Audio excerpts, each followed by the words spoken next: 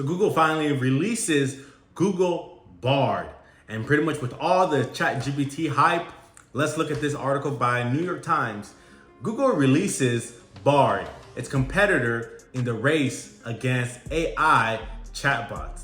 The internet giant will grant users access to a chat box after years of cautious development, chasing splashy debuts from rival OpenAI and Microsoft.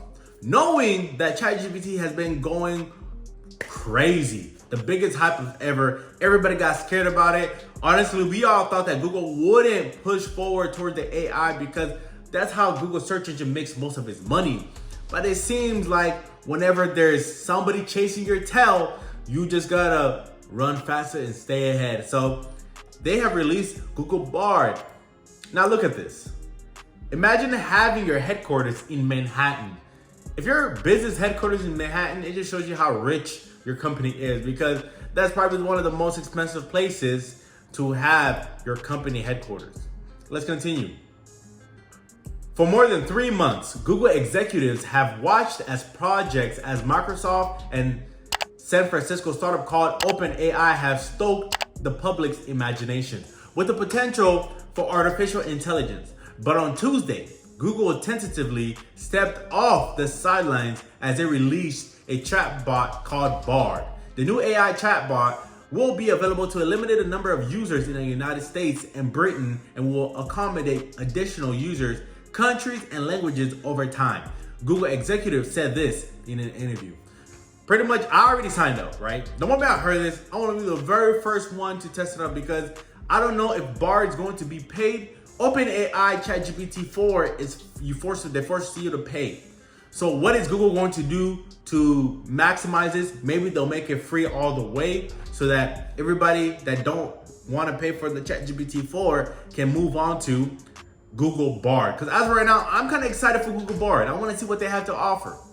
So they say also, let's continue.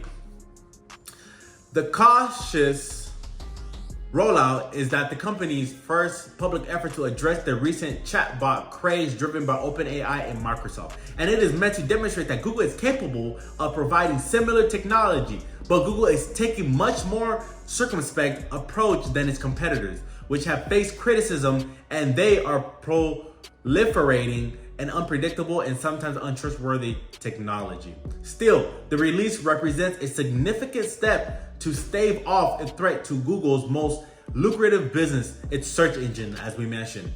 Many in the tech industry believe that Google, more than any other big tech company, has a lot to lose and to gain from AI, which could help a range of Google products become more useful, but could also help other companies cut into Google's huge internet search business. A chatbot can instantly produce answers in complete sentences that don't force people to scroll through a list of results, which is what a search engine would offer. In my opinion, by seeing this article, I thought of a way Google can fix this, right? Imagine you're asking ChatGPT questions. Maybe for every 5 questions, there may be an advertisement that will come between the questions. Because you've noticed on ChatGPT, you can just talk unlimited amount with the AI without having no worries. But what if for every 5 questions, based off your interaction with the AI, there's gonna be a slide, maybe a slide of advertisement that could be related to whatever you're asking the Bard AI. ChatGPT is gonna be this too. But what if every 5 questions you ask the AI, it's gonna produce a website link or an advertisement that's related to what you're looking up. Maybe you're asking how to build a chair or something like that. The bot will give its answers. And then underneath, maybe a link or a sponsored link of a website that builds chairs, cheapest chairs to afford, something like that, right? I think that would be a great way to still produce more search engine based income, even though people are using your AI bot, okay? So this is an example of how it's going to look like. I'm still on the wait list, so I can't really show you guys how to actually interact with it, but it looks pretty clean. I kind of like the white look, but it looks very simplistic, just like ChatGPT from OpenAI. Google started Bard as a web page on its own rather than a component of its search engine.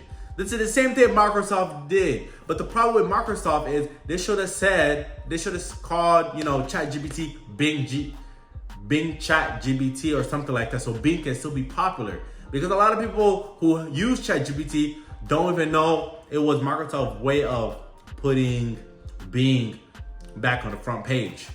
Google started using Bard as its webpage on its own rather than a component of its search engine, beginning tricky dance of adopting new AI while preserving one of the tech industry's most profitable business. It is important that Google starts to play in this space because this is where the world is headed, said Adrian Ekran, a former Google director of special projects.